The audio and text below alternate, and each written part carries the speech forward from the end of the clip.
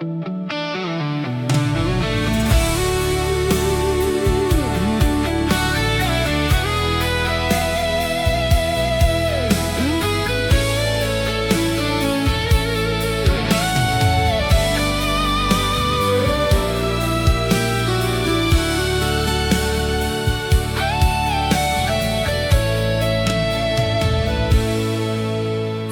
lei inarel suange kan huntong zirlo vanzok luatir dini sin samang kan lo inte Quare kumtam liam mase kasildong manakan nunlui tudangay lo vaflimte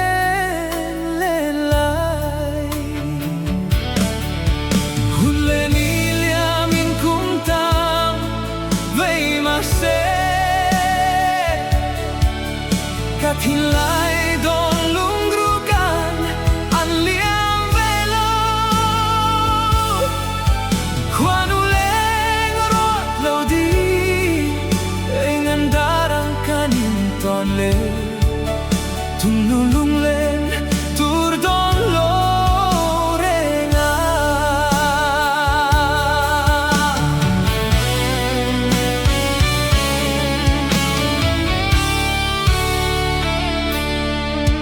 Limten nang nen kalelay kan Quando leng ruat lo turan Kaloring ay lo karing pal te lo che Apoy bermay Ton lo karay luat vanga Dureng chunga samam teni tultasi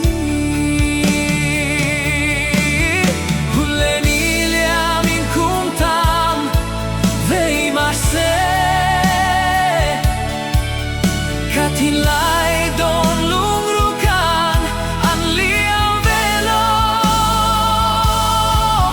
Quando leng ruat lo di Engan darang kanin ton le Tunulung len tur don lo renga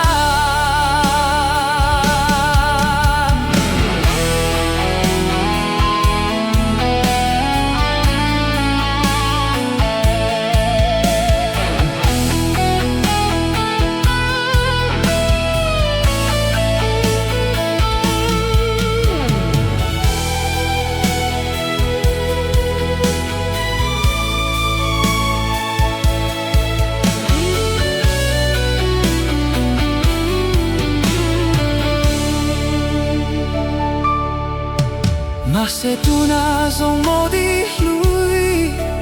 Rai du leng I chao I toa Sui lung leng biah tu shil du na mo I tolo I thai leng nen chuan